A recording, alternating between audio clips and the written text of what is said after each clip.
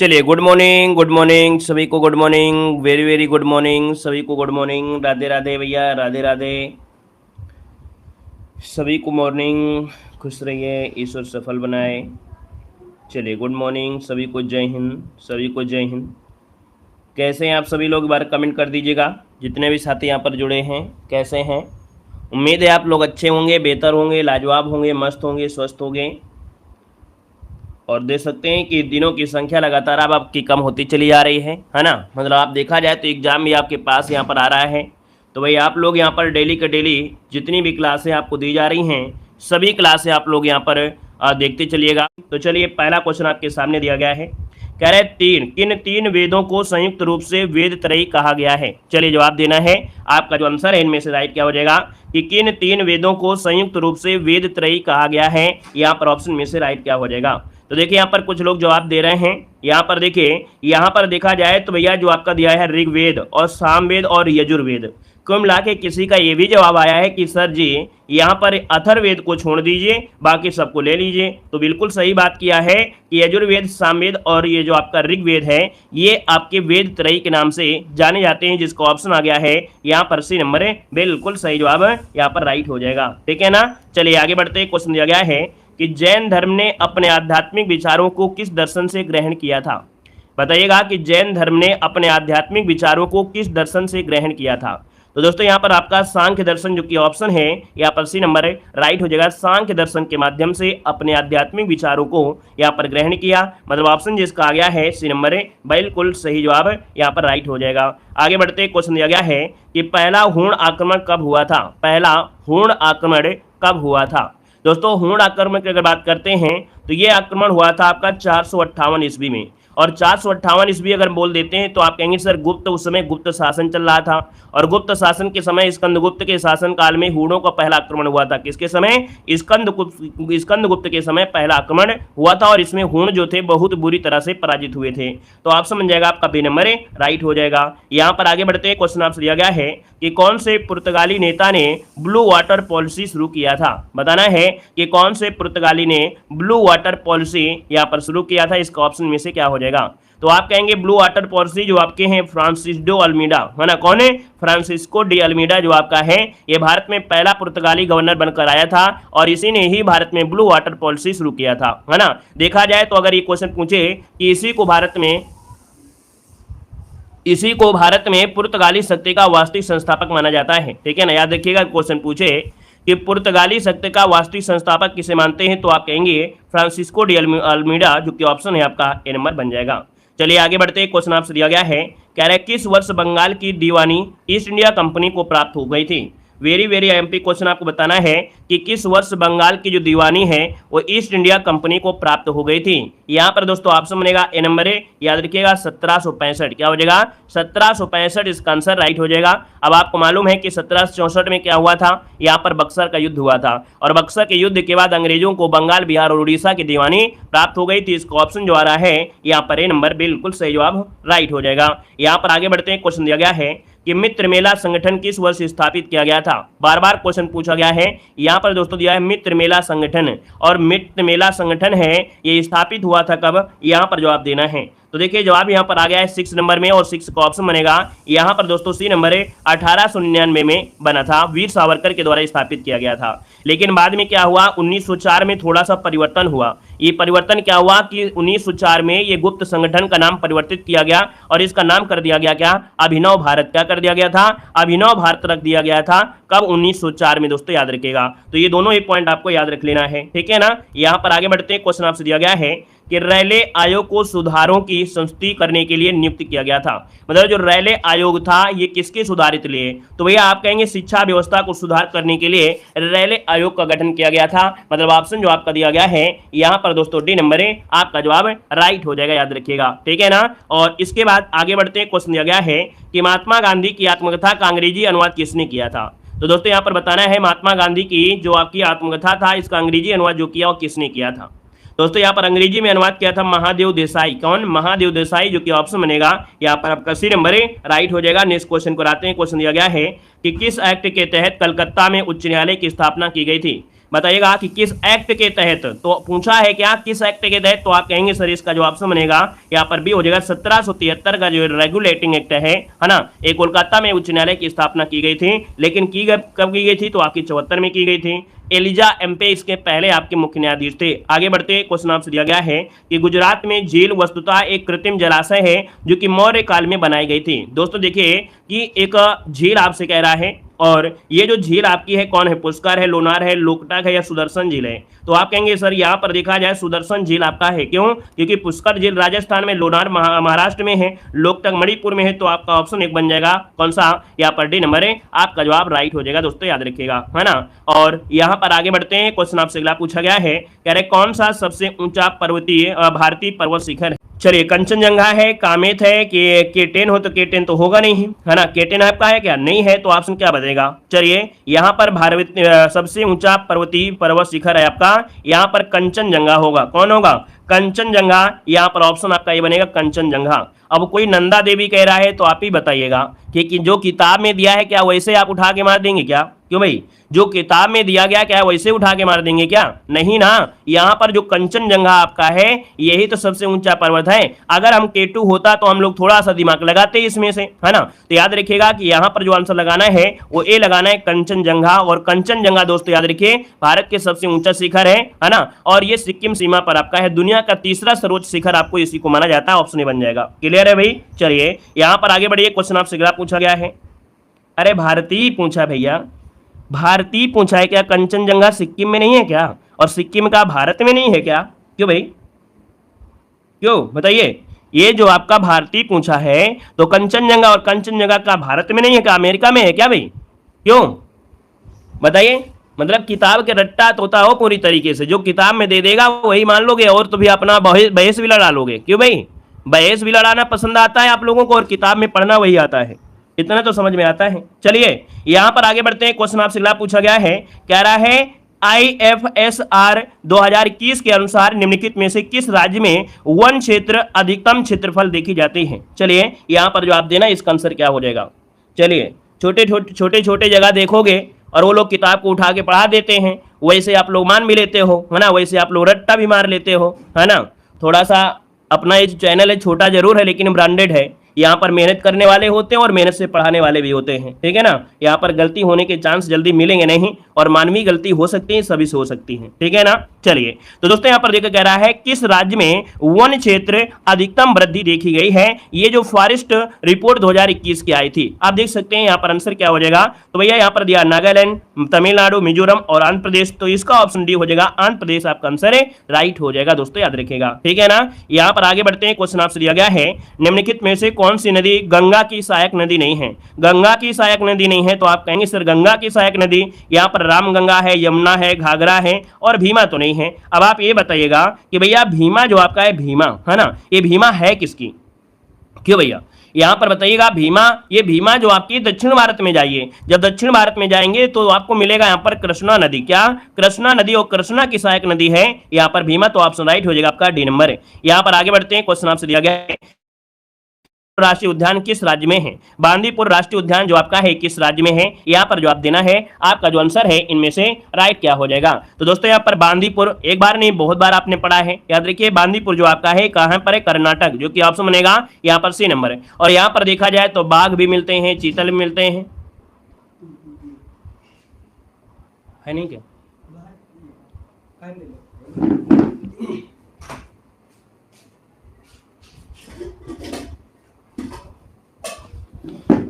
तो देखिए यहाँ पर ऑप्शन सी हो जाएगा आपका कर्नाटक हो जाएगा। नेक्स्ट क्वेश्चन आपसे दिया गया है कि भारत में कितने राज्य और केंद्र शासित प्रदेश उत्तर प्रदेश की सीमावर्ती हैं।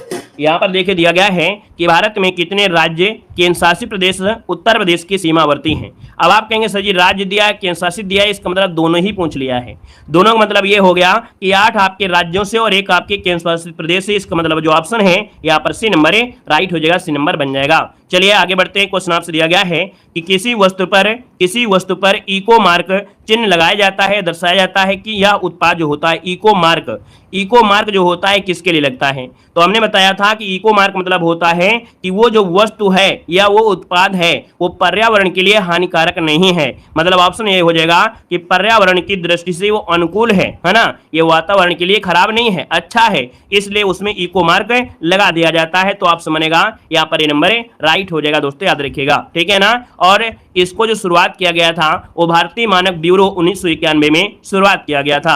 आगे बढ़ते हैं, क्वेश्चन आपसे दिया गया है कि नाबार्ड का विस्तृत रूप क्या होता है। यहाँ पर नाबार्ड का फुल फॉर्म पूछा गया है। अब 17 नंबर का ऑप्शन बताना है नाबार्ड का फुल फॉर्म इनमें है क्या। तो चलिए यहाँ पर देखिए आपके सामने नाम दिए गए हैं और नाम बताइए आपका आंसर क्या हो जाएगा। तो आप कहेंगे सर इसकी स्थापना 1982 में हुई थी और यहाँ पर देखा जाए तो national bank for agriculture and rural जो कि ऑप्शन है यहाँ पर आपका बी नंबर है, इसका जवाब राइट हो जाएगा दोस्तों, याद रखिएगा, क्लियर है ना। अभी हाल ही में एक शब्द पढ़े होंगे कि national bank for agriculture and rural development एवं राष्ट्रीय आवास बैंक ने अपने पूरे शेयर यहाँ पर बेचे हैं। यहाँ पर आगे बढ़ते क्वेश्चन आपसे अगला पूछा गया है और कह क्या रहा है कि भारत की पंचवर्षीय योजना प्रणाली को रूस से अपनाया गया है ना। देख सकते हैं कि भारत की पंचवर्षीय योजना प्रणाली को रूस से अपनाया गया था। उस रूसी नेता का नाम क्या है जिसने पहली बार रूस में पंचवर्षीय योजना के दृष्टिकोण को लागू किया गया था। यहाँ पर दोस्तों ऑप्शन देना है, आपका आंसर है यहाँ पर राइट क्या हो जाएगा। क्वेश्चन नंबर ऑप्शन को लॉक किया जाए, फटाफट जवाब देना है भाई, स्पीड के साथ टेस्ट पेपर को सॉल्व करना है। क्वेश्चन नंबर अगर बात करते हैं बी नंबर है, यहाँ पर इनका नाम है जोसेफ स्टालिन। क्या नाम है? जोसेफ स्टालिन है, जो कि भैया पहली बार इन्होंने पंचवर्षीय योजना को यहाँ पर लागू किया गया था। तो ऑप्शन बनेगा यहाँ पर आपका बी नंबर राइट हो जाएगा। आगे बढ़ते क्वेश्चन दिया गया है कि गरीबी को मापने के लिए उपयोग की जाने वाली सामान्य विधि जो कि आय का उपभोग के स्तर पर आधारित होती है क्या कहलाती है। यहाँ पर दोस्तों 19 नंबर में और 19 में अगर बात करते हैं तो ऑप्शन क्या हो जाएगा, चलिए बताइएगा। क्वेश्चन आपका इकोनॉमिक्स से है, यहाँ पर जवाब देना है कि गरीबी को मापने के लिए उपयोग की जाने वाली सामान्य विधि जो कि आय का उपभोग के स्तर पर आधारित होती है क्या कहलाती है। तो दोस्तों यहां पर इसे कहा जाता है, ऑप्शन क्या बनेगा यहाँ पर 19 को ऑप्शन बी हो जाएगा, आय रेखा कहते हैं। क्या बोलते हैं? आय रेखा इसे कहा जाता है, जो कि ऑप्शन है यहाँ पर आपका बी नंबर राइट हो जाएगा। मतलब देखा जाए तो कि एक शब्द ऐसे कह सकते हैं कि उपयोग की जाने वाली उपभोग के स्तर पर आधारित होगी। यदि आय या खपत किसी दिए गए न्यूनतम स्तर से नीचे आती है तो परिवार तो गरीबी रेखा में कहा ही जाएगा। यहाँ पर आगे बढ़िए, क्वेश्चन आपसे अगला पूछा गया है, कह रहा है हरित क्रांति आंदोलन कब से कब तक चला था। हरित क्रांति आंदोलन कब से कब तक चला था। क्वेश्चन नंबर 20 ऑप्शन को लॉक किया जाए। बहुत ही गजब क्वेश्चन आपका है और इस क्वेश्चन का जवाब देना इसका मतलब है कि नहीं, आप लोगों ने यहाँ पर देखा जाए तो हरित क्रांति के बारे में अच्छे से आपने अध्ययन किया है, ना कि सिर्फ 3 ही पॉइंट पढ़ा है। क्योंकि भाई आप 3 ही पॉइंट पढ़े होंगे क्या कि भैया हरित क्रांति का जन्मदाता विश्व में कैसे कहते हैं, भारत में किसे कहते हैं, शब्द किसने दिया, भारत में लागू कब हुआ, है ना। लेकिन यहाँ पर आपसे दे दिया है हरित क्रांति आंदोलन कब से कब तक चला था, ये पूछा गया है। तो दोस्तों आप कहेंगे सर 67 से 68 स्टार्टिंग हुई थी, लगभग 66-67 में स्टार्टिंग हुई थी। तो 66-67 वाला ऑप्शन पकड़िए और इसके बाद आंसर लगा दीजिए। यहाँ पर आंसर आपका बनेगा सी नंबर है। याद रखिएगा कि 66-67 या 67-68 में, है ना। और दूसरा आपका इसी का पॉइंट आया 77 से 78 की, इस अवधि में हरित क्रांति आंदोलन ने भारत को खाद्यान्न की कमी वाले देशों की श्रेणी से निकालकर विश्व में अग्रणी देशों की श्रेणी में परिवर्तित कर दिया। तो ऑप्शन सी आपको लगाना है दोस्तों, याद रखिए क्या लगाएंगे, सी नंबर लगाएंगे। यहाँ पर आगे बढ़ते क्वेश्चन दिया गया है कि भारत के मुख्य निर्वाचन आयुक्त की पदावधि क्या होती है। चलिए जवाब देना है, चलिए बताइएगा कि भारत के जो मुख्य निर्वाचन आयुक्त होते हैं ना, उनकी पदावधि होती क्या है। तो दोस्तों यहाँ पर देखिए आपका जो आंसर है इनमें से क्या हो जाएगा। तो देखो यहाँ पर हो जाएगा कि या तो 6 वर्ष होगा या तो अगर 65 वर्ष के हो गए हैं, है ना, जो भी यहाँ पर मिल जाए तो इसका मतलब ऑप्शन सी हो जाएगा। 6 वर्ष या 65 वर्ष जो भी पहले आ जाता है, इन दोनों में से जो भी आपका पूरी हो जाता है वो यहाँ पर रहेगा, तो ऑप्शन सी हो जाएगा। आगे बढ़ते क्वेश्चन दिया गया है कि डॉक्टर भीमराव अम्बेडकर ने निम्न मौलिक अधिकारों में से किसे संविधान का हृदय एवं आत्मा कहा है। चलिए अच्छा क्वेश्चन दिया गया है, बताइएगा कि डॉक्टर भीमराव अम्बेडकर ने मौलिक अधिकारों में से किसे संविधान का हृदय एवं आत्मा कहा था। दोस्तों 22 नंबर को ऑप्शन देना है और 22 का जवाब बनेगा इनमें से राइट क्या हो सकता है, फटाफट जवाब देना है 22 नंबर। और 22 की अगर बात करते हैं दोस्तों ऑप्शन डी हो जाएगा, संवैधानिक उपचारों का अधिकार, आर्टिकल नंबर जो 32 है ना। कहा था कि भैया जो आर्टिकल नंबर 32 है ये संविधान की आत्मा और हृदय है, ये कहा था आपके डॉक्टर भीमराव अंबेडकर ने कहा था। क्लियर है। आगे बढ़ते क्वेश्चन आपसे दिया गया है कि भारतीय संविधान के कौन से अनुच्छेद में जिला योजना समिति का गठन किया गया। जिला योजना समिति दोस्तों 23 नंबर को नोट कर लीजिएगा। यहाँ पर जो ऑप्शन बनेगा ए हो जाएगा, ये है 243 का जो आपका है जेडी। इसके अनुसार आपका है कि राज्य में जिले स्तर पर एक जिला योजना समिति का गठन किया जाएगा, जो कि जिले में पंचायत और नगर पालिका द्वारा बनाई गई योजनाओं को समेकित कर सकता है, उसके विकास को यहाँ पर प्रारूप तैयार कर सकता है। चलिए आगे बढ़ते हैं। क्वेश्चन आपसे दिया गया है, आपके सामने क्वेश्चन आ गया है कि सूची फर्स्ट को सूची सेकंड से क्या करना है, यहाँ पर सुमेलित करना है। तो चलिए आपको बताना है कि यहाँ पर आंसर क्या हो सकता है। आप कहेंगे सर राजस्थान में देखा जाए राज्यसभा की सीटें, राजस्थान में राज्यसभा की सीटें 10 हैं, कितनी हैं याद रखिएगा 10 हैं। तो 10 की अगर बात करते हैं तो यहाँ पर तो 1 हो जाएगा। गुजरात की अगर बात करते हैं तो 11 हैं, कितनी है 11 हैं, तो यहाँ पर 3 हो जाएगा। कर्नाटक में कितनी है तो 12 है, यहाँ पर 4 हो जाएगा। पंजाब में कितनी है तो आप कहेंगे 7 हैं, तो आप यहाँ पर 2 हो जाएगा। अगर पूछे यूपी में कितनी है तो आप कहेंगे यूपी में 31 है ना। अगर बिहार में पूछे बिहार में कितनी तो आप कहेंगे 16 है, ठीक है ना। एमपी में पूछे कितने बताएंगे आपके 11 हैं, तो यहाँ पर 1 3 4 और कितना है यहाँ पर 2, 1 3 4 2, ठीक है। कोई ऑप्शन मिला है क्या?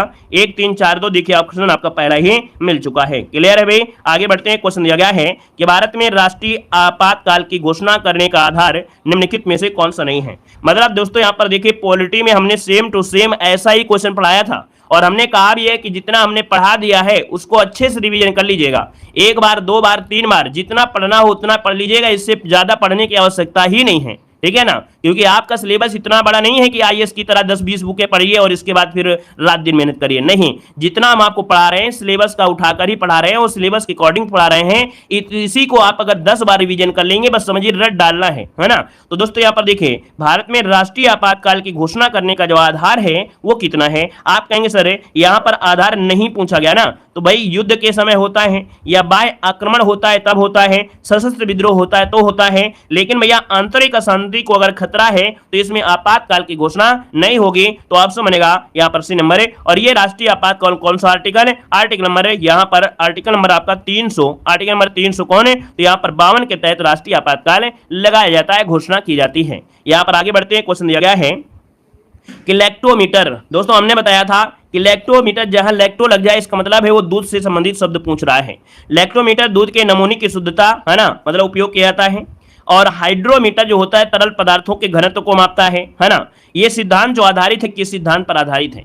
ये जो सिद्धांत आधारित है दोस्तों याद रखिए आर्किमिडीज के सिद्धांत पर आधारित है। याद रखिएगा आर्किमिडीज के सिद्धांत पर आधारित होता है ना, कि जब कोई वस्तु किसी द्रव में पूर्ण रूप से या आंशिक रूप से डुबो जाती है तो उसके भार में आभासी कमी होती है, और यह आभासी कमी वस्तु द्वारा हटाए गए द्रव के भार के बराबर होती है। यही तो आपने पढ़ा है ना। तो यहाँ पर दोस्तों आप आंसर ये हो जाएगा, मतलब ये कह सकते हैं अपने शब्दों में कि यदि दूध शुद्ध होगा तो लैक्टोमीटर उस पर तैरेगा, अन्यथा वह उसमें डूब जाएगा। समझ रहे हैं ना। यदि दूध शुद्ध होगा तो लैक्टोमीटर उस पर तैरेगा, अन्यथा वह उसमें डूब जाएगा, क्योंकि डेंसिटी जो होगी दूध की होगी कहीं ना कहीं पानी से क्या होगी, कम होगी, तो वो तैरेगा। समझ गए होंगे। आगे बढ़िए। क्वेश्चन आपसे दिया गया है, कह रहे जमीन के ऊपर एक बिंदु पर किसी वस्तु की गुरुत्वीय स्थिति ऊर्जा को किए गए कणों के रूप में परिभाषित किया जाता है। तो दोस्तों यहां पर देखिए कि जमीन के ऊपर एक बिंदु पर किसी वस्तु की गुरुत्वीय स्थिति ऊर्जा को किए गए कार्यों के रूप में परिभाषित करते हैं। तो ये ऑप्शन बनेगा डी नंबर है। इसे गुरुत्वाकर्षण के विपरीत जमीन से उस बिंदु पर उठाने के लिए है।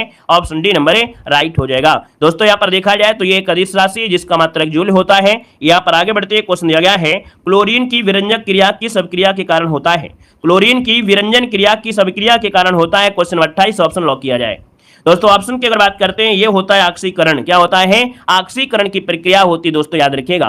यह नमी और जलीय विलयन की उपस्थिति में नवजात ऑक्सीजन उत्पन्न कर देता है। तो ऑप्शन बनेगा यहाँ पर आपका डी नंबर है राइट हो जाएगा। अगर पूछे क्लोरीन, तो क्लोरीन में भैया क्या होता है? परमाणु भार 35 होता है, क्रमांक होता है 17। यहाँ पर देखा जाए तो समुद्र जल में घुले लवण में प्रचुर मात्रा में ये आपकी पाई भी जाती है। आगे बढ़िए। क्वेश्चन दिया गया है कि टार्टरिक अम्ल में नहीं पाया जाता है। भाई टार्टरिक अम्ल में नहीं पाया जाता, इसका मतलब ये है कि टार्टरिक अम्ल किसमें नहीं बनता है। चलिए देखो आपको बता दें कि अगर आप लोग क्या खाने जाते हैं, बतासा खाने जाते हैं, पानी वाले बतासा, तो याद रखिए उसमें जो इस समय प्रयोग करते हैं टार्टरिक अम्ल ही प्रयोग करते हैं, जो कि आपके स्वास्थ्य के लिए बिल्कुल हानिकारक है ना। वो बिल्कुल झोंक देते हैं और आपका पेट में बिल्कुल जलन होने लगती है। तो दोस्तों याद रखिएगा, या तो अगर शुद्ध खाना है, शुद्ध अगर खाना है बर्फ के मतलब कह सकते हैं पानी वाले बतासे, तो उसमें इमली का पानी होना चाहिए, या तो कच्चा आम का पानी हो जाए या अंगूर का पानी हो सकता है। अगर ये तीनों आपके हैं तो कहीं ना कहीं देखा जाए इसमें टार्टरिक अम्ल होता है, लेकिन ये क्या होते हैं, प्राकृतिक होते हैं। ये टार्टरिक अम्ल आपका कृत्रिम तरीके से जो कि आपके पेट को कृत्रिम कर सकता है। तो याद रखिएगा कि आप लोग यहाँ पर क्या, इमली, कच्चा आम है ना, और दोस्तों यहाँ पर अंगूर, इनमें टार्टरिक अम्ल होता है, लेकिन पालक में नहीं होता है। याद रखिए पालक में नहीं पाया जाता है, याद रखिएगा। क्लियर है भाई, आ गया समझ में। चलिए फिर आगे बढ़ते हैं। क्वेश्चन आपसे दिया गया है कि कौन सा अंग वसा को तोड़कर कोलेस्ट्रॉल बनाता है। कौन सा अंग वसा को तोड़कर कोलेस्ट्रॉल बनाता है। कभी कभी आप देखते होंगे कि आप लोग पूड़ियां खा लेते हैं, है ना, तली वही चीजें ज्यादा खा लेते हैं, तो भैया वही तली हुई चीज को तोड़कर कोलेस्ट्रॉल बना देता है। यहाँ पर जो ऑप्शन है आपका कौन, ए नंबर, यकृत होता है। जब जब कभी दिक्कत होती है आपकी बॉडी में, जब पूरी खाते हैं, तेल वाली चीजें खाते हैं, तो कहते हैं ना कि आपका जो लीवर है वो गड़बड़ हो गया है। तो इसका मतलब जो आपका यकृत होता है वही इसका कार्य करता है ना। यकृत जो होता है, यकृत कोशिकाएं नीले हरे रंग का एक पित्त रस उत्पन्न करती है ना, जो कि आवश्यकता के हिसाब से ये निकलता रहता है। आगे बढ़ते हैं। क्वेश्चन दिया गया है कि जयशंकर प्रसाद जी की पहली कहानी कौन सी है। चलिए बताना है आपका आंसर इनमें से क्या हो जाएगा। यहां पर दिया है जयशंकर प्रसाद जी की पहली कहानी इनमें से कौन सी है। जयशंकर प्रसाद जी की पहली कहानी, लगभग सबका जवाब आ चुका है। यहां पर जो आपका आंसर है वो आपका सी हो जाएगा, ग्राम। जो ऑप्शन आ गया है सी नंबर, ग्राम जो ऑप्शन आया है बिल्कुल सही जवाब हो जाएगा। और आगे बढ़ते क्वेश्चन दिया गया है कि उस विकल्प का चयन करें जो दिए गए मुहावरे का सही अर्थ आपका दिया गया है। और मुहावरा क्या कह रहा है कि माथे पर बल पड़ना। बताइएगा कि माथे पर बल पड़ना मतलब क्या होता है। तो आप कहेंगे असंतोष प्रकट करना, है ना, क्या असंतोष प्रकट करना मतलब ऑप्शन बनेगा यहां पर आपका डी नंबर है, राइट हो जाएगा दोस्तों, याद रखिएगा, ठीक है ना। यहां पर आगे बढ़ते हैं। क्वेश्चन आपसे दिया गया है निम्न में से कौन सा हवा का पर्यायवाची नहीं है। अब आप कहेंगे सर जी हवा का पर्यायवाची नहीं पूछा गया है, और यहां पर वायु होता है, समीर होता है, पवन होता है, लेकिन भाई सलिल तो होता नहीं है। और जब सलिल नहीं होता है तो आप कहेंगे सर ऑप्शन डी नंबर है, यहां पर राइट कर दीजिएगा, ठीक है ना। क्लियर है, आगे बढ़िए। क्वेश्चन आपसे दिया गया है जो कि बहुत ही लाजवाब क्वेश्चन है, हमेशा ये पूछा जाता है। हमने बताया जैसा क्वेश्चन है वैसा आंसर मिलेगा, जैसा क्वेश्चन वैसा आंसर। देखिए चाहे यहां पर दिया है अली दिया है और अली दिया है, और अली में बड़ी की मात्रा है, और बड़ी की मात्रा है तो बड़ी की मात्रा वाला आंसर मिलेगा। यहां पर देखिए बड़ी की मात्रा कहां पर है, भंवरा और सखी हो जाएगा। याद रखिए इसका आंसर जो बनेगा डी नंबर है, राइट हो जाएगा, याद रखिएगा, ठीक है ना। यहां पर आगे बढ़ते हैं। क्वेश्चन आपसे दिया गया है, कह रहा है तृष्णा के विपरीत शब्द इनमें से चयन करना है। तृष्णा के विपरीत शब्द इनमें से कह रहा है, तो आपका तृष्णा हो जाएगा वितृष्णा, तृष्णा का हो जाएगा वितृष्णा, वितृष्णा जो ऑप्शन है वो आपका बी इसका हो जाएगा, है ना। क्योंकि आपको मालूम है लोभ का होता है त्याग, तृप्ति का होता है तृष्णा, और तृष्णा का होता है वितृष्णा होता है।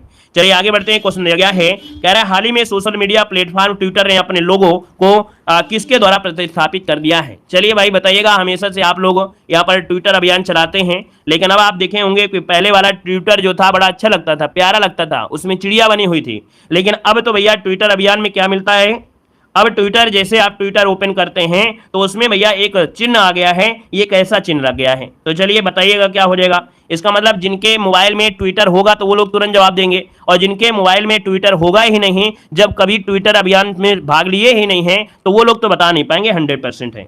चलिए देखिए 51 नंबर में आज सबकी पोल खुल जाने वाली है। जो लोग यहाँ पर आंदोलन में भाग नहीं लेते हैं, घर बैठे ट्विटर अभियान नहीं करते हैं, उनके आज पोल खुलने वाली है। देखिए 51 नंबर में ऑप्शन क्या बनेगा दोस्तों, याद रखिएगा वर्तमान में जब हो गया है, ये हो गया है एक्स हो गया, इस प्रकार से आपको मिलेगा। पहले आपका एक चिड़िया जैसी बनी रहती थी, लेकिन अब यहाँ पर क्या है आपका एक्स, यहाँ पर आंसर है, राइट हो जाएगा, याद रखिएगा, ठीक है ना। यहाँ पर काला काला बिल्कुल बना हुआ है और एक्स आपका होगा। यहाँ पर आगे बढ़ते क्वेश्चन आपसे दिया गया है, कह रहा है अंतर्राष्ट्रीय न्यायालय दिवस। देख सकते हैं कितना अच्छा क्वेश्चन दिया गया है। कह रहा है कि अंतर्राष्ट्रीय न्यायालय दिवस जिसकी वर्ष 2023 की थीम सामाजिक न्याय के लिए बाधाओं पर काबू पाना तथा अवसरों को उजागर करना, यह किस तिथि को मनाया गया है। तो दोस्तों बताना है अंतर्राष्ट्रीय न्याय दिवस, 52 को ऑप्शन लॉक किया जाए, क्या हो जाएगा 17 जुलाई हो जाएगा। ऑप्शन बनेगा सी नंबर, 17 जुलाई आपका आंसर है, राइट हो जाएगा। और आगे बढ़ते हैं। क्वेश्चन आपसे अगला पूछा गया है कि निम्न में से कौन सा देश वर्ष 2024 में होने वाले क्वाड शिखर सम्मेलन की मेजबानी करेगा। वेरी वेरी आईएमपी क्वेश्चन आपका है दोस्तों, क्वाड से संबंधित शिखर सम्मेलन होता है तो आईएमपी क्वेश्चन होता है। यहां पर दोस्तों ऑप्शन जो बनेगा 53 नंबर में वो ऑप्शन बी इसका हो जाएगा, भारत हो जाएगा, क्या हो जाएगा भारत, इसका जो आंसर है यहां पर राइट हो जाएगा। चलिए आगे बढ़ते हैं। क्वेश्चन आपसे अगला पूछा गया है, कह रहा है भारत सरकार के किस मंत्रालय ने प्रोजेक्ट टाइगर का प्रोजेक्ट एलिफेंट के साथ विलय कर दिया है, जिसका उद्देश्य है कि दोनों योजनाओं के लिए फंडिंग को तर्क संगत बनाना और संरक्षण प्रक्रिया को बेहतर करना। यहाँ पर 54 का ऑप्शन सी हो जाएगा। ये आपके पर्यावरण और वन एवं जलवायु परिवर्तन मंत्रालय ने प्रोजेक्ट टाइगर का प्रोजेक्ट एलिफेंट में क्या कर दिया है, विलय कर दिया है। पर्यावरण और वन एवं जलवायु परिवर्तन मंत्रालय। वेरी वेरी आईएमपी क्वेश्चन आपका हो सकता है, एग्जाम में मिल सकता है। यहाँ पर आगे बढ़ते क्वेश्चन दिया गया है जो कि लाजवाब क्वेश्चन है कि वैश्विक भूख सूचकांक 2022 में भारत ने 121 देशों की सूची में कौन सा स्थान प्राप्त किया है। दोस्तों यहां पर देखिए ऑप्शन क्या बनेगा, तो ऑप्शन यहां पर डी हो जाएगा, 107वां स्थान मिला है। ठीक है, 107 स्थान मिला है। यहां पर आंसर जो आपका है वो आपका डी नंबर है, राइट हो जाएगा दोस्तों, याद रखिएगा। ठीक है ना। और भैया ये लगातार परिवर्तन होते रहते हैं हर साल में। यहां पर आगे बढ़ते हैं, क्वेश्चन आपसे अगला पूछा गया है, कह रहा है किन दो देशों की नौसेना के मध्य द्विपक्षीय युद्धाभ्यास हुआ है ना, जिसका नाम है स्लाइनेक्स 2023। ये इनका 10वां संस्करण है और कहां पर आयोजित किया गया है। देखिए 56 का ऑप्शन बनेगा, यहाँ पर सी नंबर है। याद रखिए भारत और श्रीलंका के बीच हुआ है स्लाइनेक्स 2023 का युद्ध अभ्यास। ठीक है ना, और ये अरब सागर में। अगले क्वेश्चन को आते हैं। क्वेश्चन आपसे दिया गया है कि भोपाल में आयोजित 5वें खेलो इंडियन यूथ गेम्स 2023 में किस राज्य ने पदक तालिका में शीर्ष स्थान प्राप्त किया है।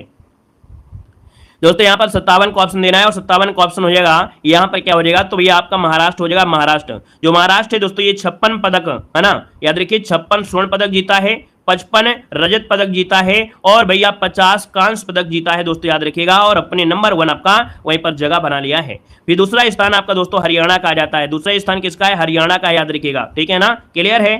ठीक है भाई, चलिए आगे बढ़ते हैं। क्वेश्चन आपसे दिया गया है, कह रहा है कि किस व्यक्ति को वर्ष 2023 में भारत के सर्वोच्च साहित्यिक सम्मान 2022 के लिए 57 नंबर का ज्ञानपीठ पुरस्कार सम्मानित किया गया है। बिल्कुल छपा हुआ क्वेश्चन मिलेगा, गारंटी है कि भैया बिल्कुल छपा हुआ क्वेश्चन, क्योंकि पुरस्कार से क्वेश्चन आपको मिलना ही मिलना है। और जब पुरस्कार से 1-2 क्वेश्चन मिलेगा तो भैया आपको ज्ञानपीठ पुरस्कार, व्यास पुरस्कार या साहित्यिक पुरस्कार से एक क्वेश्चन मिलना ही मिलना है। तो दोस्तों यहां पर देखिए आपका आंसर क्या हो जाएगा, ये है आपके दामोदर मौजो। जो ऑप्शन है यहाँ पर ए नंबर राइट हो जाएगा। ये गोवा के कवि हैं, है ना। और दोस्तों याद रखिए इसका जो ऑप्शन बनेगा यहाँ पर ए नंबर राइट हो जाएगा दोस्तों। इन्होंने 1983 में भी साहित्य अकादमी पुरस्कार जीता है दोस्तों, याद रखिएगा। ठीक है ना। यहाँ पर आगे बढ़ते हैं। क्वेश्चन आपसे अगला पूछा गया है कि board of control for cricket in India BCCI ने सीनियर पुरुष चयन समिति का अध्यक्ष किसे नामित किया गया है। तो चलिए भाई, अच्छा क्वेश्चन दिया गया है। बीसीसीआई में सीनियर पुरुष चयन समिति का जो अध्यक्ष बनाया गया है ये किसे बनाया गया है, तो ऑप्शन बनेगा यहाँ पर सी नंबर है। इनका नाम है अजीत आगरकर। अजीत आगरकर को नियुक्त किया गया है दोस्तों। ऑप्शन बनेगा यहाँ पर सी नंबर है, राइट हो जाएगा। यहाँ पर आगे बढ़ते हैं। क्वेश्चन आपसे अगला पूछा गया है कि हाल ही में भारत के पूर्व उपराष्ट्रपति वेंकैया नायडू ने एज द व्हील टर्न्स नामक पुस्तक का अनावरण किया है। यह पुस्तक किसके द्वारा लिखी गई है।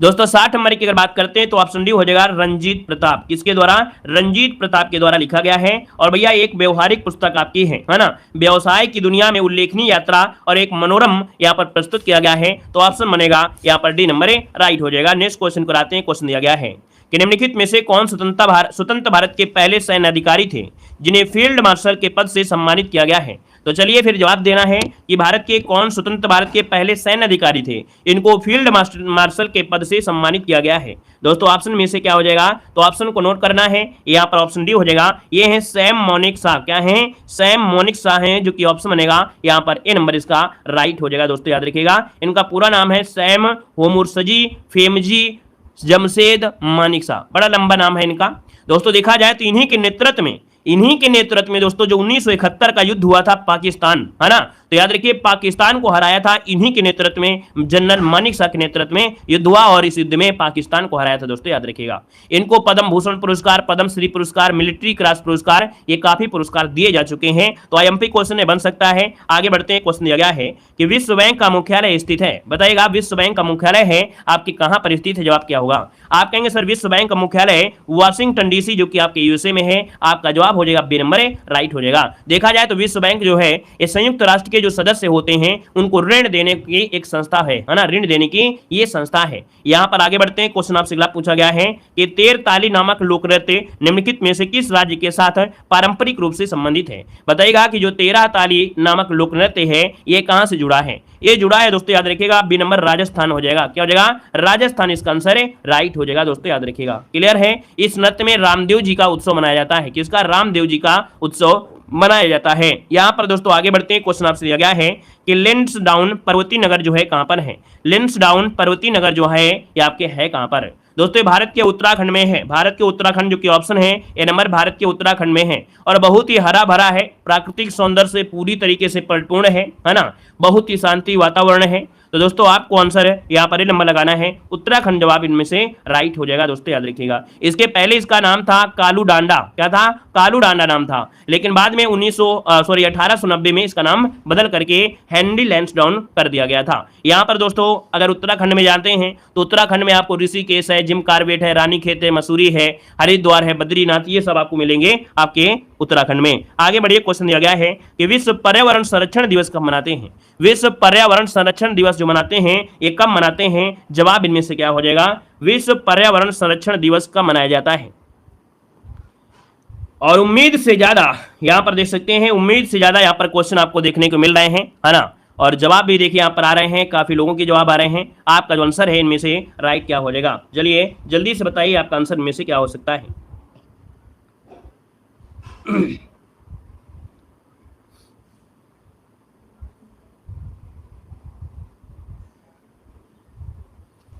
चलिए भाई जल्दी से बताइए इसका आंसर क्या हो सकता है। यहां पर जो दिया गया है आंसर है इनमें से राइट क्या हो जाएगा, विश्व पर्यावरण संरक्षण जो दिवस है ये कब मनाया जाता है, आंसर इनमें से जो बनेगा वो राइट इनमें से क्या हो सकता है। तो चलिए यहां पर आंसर देना है और बड़ा टिपिकल क्वेश्चन आपका है ना, आपके लिए बड़ा सरल लग रहा है लेकिन कहीं ना कहीं थोड़ा सा इसमें मोड़ है। यहाँ पर मोड़ क्या है, तो चलिए फिर बताइए जल्दी से, क्या लगा दिया जाए, 5 जून लगा दिया जाए। 5 जून को मनाया जाता है विश्व पर्यावरण दिवस। क्या मनाते हैं, विश्व पर्यावरण दिवस मनाया जाता है। क्या मनाते हैं, विश्व पर्यावरण दिवस मनाते हैं। अगर हम आपसे पूछे भाई 26 नवंबर को क्या मनाते हैं, तब जवाब क्या देंगे, 26 नवंबर को कौन सा दिवस मनाते हैं, तो 26 नवंबर को संविधान दिवस मनाते हैं, है ना। यहां पर अगला दिया गया है 11 जुलाई जनसंख्या दिवस हो जाएगा और 2 दिसंबर को दिया गया है, तो भैया 2 दिसंबर को तो ये भी नहीं मनाते हैं। तो इसका मतलब है कि इस क्वेश्चन में थोड़ा सा दिक्कत है। दिक्कत ये है कि भैया विश्व पर्यावरण संरक्षण दिवस मनाते हैं कब। चलिए यहां पर देखा जाए कई जगह अलग अलग दिए गए हैं।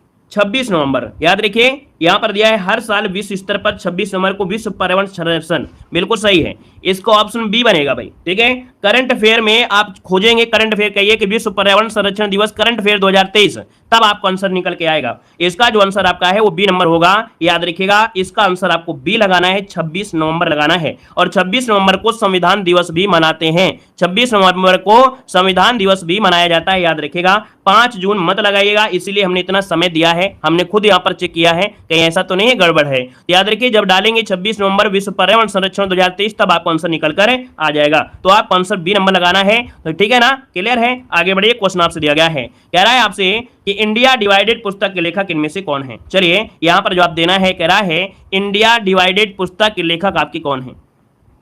हम किताबों के अनुसार नहीं चलते हैं, है ना, हम चलते हैं एक टीचर के हिसाब से, ताकि गलती ना हो पाए। किताबें तो मार्केट में बहुत आती हैं, गलतियां हजारों होती हैं, लेकिन किताब के अनुसार अगर पढ़ाएंगे तो फिर टीचर होने की कोई मतलब नहीं होता है, ठीक है भाई, टीचर होने कोई मतलब नहीं है। आज की यूट्यूब में टीचर बहुत लोग आए हैं, आज के टीचर होंगे, अभी पढ़ना शुरू किए थे, पढ़ाना शुरू कर दिए हैं, वैसे टीचर होंगे किताब उठाएंगे और पढ़ा देंगे, आपको पता भी नहीं चलेगा क्या गलती है क्या नहीं गलती है। लेकिन आज के समय में हर एक बुक में गलती होती है और सुधार कराना हमारा काम है, ठीक है ना। देखो इंडिया डिवाइडेड पुस्तक के लेखक अगर पूछा गया है 66 में, तो ऑप्शन हो जाएगा डॉक्टर राजेंद्र प्रसाद, जिसका भी ऑप्शन है ए नंबर है राइट हो जाएगा। अगर आपसे पूछे भैया कि डॉक्टर राजेंद्र प्रसाद, तो ये भैया भारत के प्रथम राष्ट्रपति थे, भारत के प्रथम राष्ट्रपति थे। यहाँ पर गांधी जी की एक पुस्तक बहुत प्रसिद्ध है, गांधी जी की, कौन, माय टूथ, है ना। यहाँ पर भारत की खोज किसकी थी, जवाहरलाल नेहरू की थी। यहाँ पर आगे बढ़ते हैं, क्वेश्चन दिया गया है कि अष्टमुडी एक आर्द्रभूमि है और स्थित है। अष्टमुडी आर्द्रभूमि जो है ये कहां पर है, तो भैया ये केरल में है। कहां पर है, केरल, जो कि ऑप्शन बनेगा यहां पर सी नंबर हो जाएगा। और ये आर्द्रभूमि देखा जाए तो काफी महत्वपूर्ण है। और यहां पर आगे बढ़ते हैं, क्वेश्चन आपसे दिया गया है कि कंबोडिया की राजधानी क्या है। कंबोडिया की राजधानी है क्या, तो आप कहेंगे कंबोडिया में एक मंदिर है, बहुत ही बड़ा मंदिर है ना, भव्य मंदिर है, उसमें कौन से भगवान की पूजा होती है। तो कंबोडिया का जो ओंकारेश्वर का मंदिर है ना, ओंकारेश्वर जो आपका है तो भैया उसमें भगवान शिव की भगवान विष्णु की पूजा होती है, भगवान विष्णु की। तो दोस्तों यहां पर आंसर आपका हो जाएगा सी नंबर है, नाम पे है। क्या है? नाम पे है दोस्तों, याद रखिए नाम पे इसका आंसर है, राइट हो जाएगा दोस्तों, याद रखिएगा, ठीक है ना। यहां पर दोस्तों सेंटियागो अगर पूछा गया है, सेंटियागो, तो भैया ये चिली की राजधानी, सेंटियागो है चिली की राजधानी है। यहां पर आगे बढ़ते हैं, क्वेश्चन आपसे दिया गया है, कह रहे विक्रम साराभाई अंतरिक्ष केंद्र कहां पर स्थित है? विक्रम साराभाई अंतरिक्ष केंद्र जो आपका है ये कहां पर है दोस्तों, बताना है। आपका आंसर क्या हो जाएगा, बताइएगा कि विक्रम साराभाई अंतरिक्ष केंद्र स्थित है।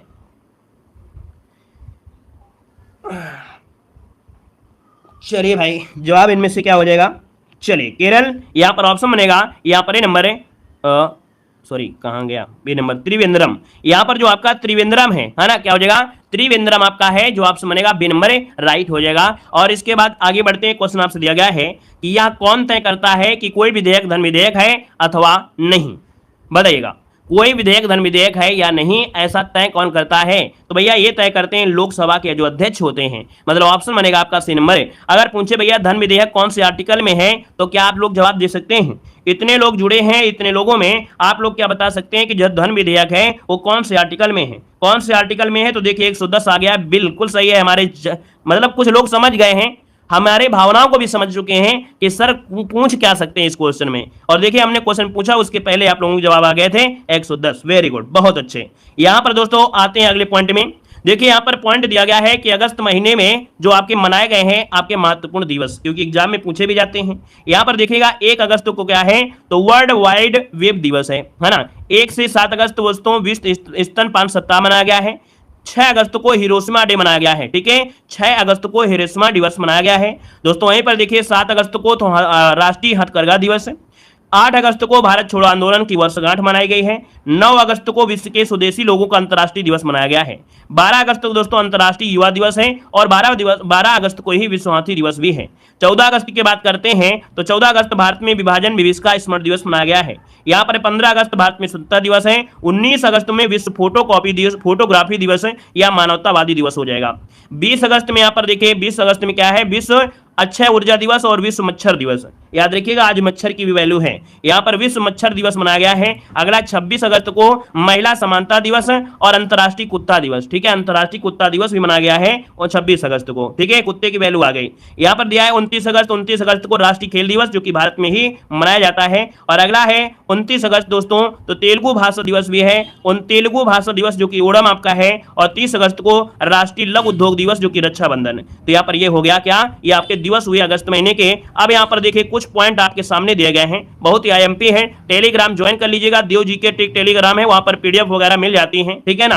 और थोड़ा भैया जितने जो लोग जुड़े रहते हैं वीडियो को लाइक शेयर करते रहेंगे तो हमको ऐसी चीज पढ़ाने में और आनंद आता है कि आप लोगों के लिए हम मेहनत करते हैं और आप लोग भी उसका यहाँ पर कहीं ना कहीं मेहनत का फल आपका जरूर मिलता है, आप लोग सपोर्ट जरूर करते हैं। देखो दिया गया है कि नोबेल पुरस्कार जो प्राप्त भारतीय हैं, तो रवि सर हमारे सुबह आम नाविके, रवि सर हमारे सुबह से आम नाविके। तो आप देखिएगा कि सबसे पहले देखा जाए तो आपका जो नोबेल पुरस्कार मिला था वो आपके रविन्द्रनाथ टैगोर को मिला था दोस्तों, याद रखिएगा कब, 1913 में, है ना। और किसके लिए मिला था, तो आप कहेंगे गीतांजलि के लिए। यहां पर देखो चंद्रशेखर वेंकट रमन इफेक्ट के लिए इनको 1930 में नोबेल पुरस्कार मिला था। हरगोविंद खुराना को दोस्तों यहां पर देख सकते हैं डीएनए से रिलेटेड मिला था जो कि 1968 में। मदर टेरेसा को मिला था 1979 में मिला था। और अगला है सुब्रमण्यम चंद्रशेखर सीमा के लिए इनको मिला था दोस्तों, याद रखिएगा कब, तो 1983 में। अमर्त्य सेन को पर मिला था दोस्तों 1998 में, है ना, अमर्त्य सेन को मिला। वीएस नायपाल को दोस्तों 2001 में मिला था। वेंकट राधा कृष्णन को 2009 में और कैलाश सत्यार्थी को मिला था 2014 में, शांति के लिए मिला था, ठीक है ना, क्लियर है। यहाँ पर आगे बढ़िए, क्वेश्चन आपसे दिया गया है अंतरराष्ट्रीय रेखाएं। अंतरराष्ट्रीय रेखाओं में दोस्तों यहाँ पर एक क्वेश्चन तो मिलता ही मिलता है, चाहे आपको आता हो या ना आता हो, लेकिन हम तो आपको पढ़ाएंगे ही पढ़ाएंगे। यहाँ पर देखो रेड क्लिफ रेखा है, भारत और पाकिस्तान के बीच है। यहाँ पर मैकमोहन रेखा जो आती है वो आपकी भारत और चाओमाओ अर्थात यहाँ पर कह सकते हैं चीन के बीच है। मैकमोहन रेखा भारत और चीन के बीच है। हिंडनबर्ग रेखा जो आपकी जाती है वो जर्मनी और पोलैंड के बीच जाती है दोस्तों, याद रखिएगा, ठीक है ना। यहाँ पर अगला है, कह रहा है मैग्नीकाट रेखा, चलिए यहाँ पर मैग्नीकाट रेखा जो दिया गया है वो जर्मनी और फ्रांस हो जाएगा।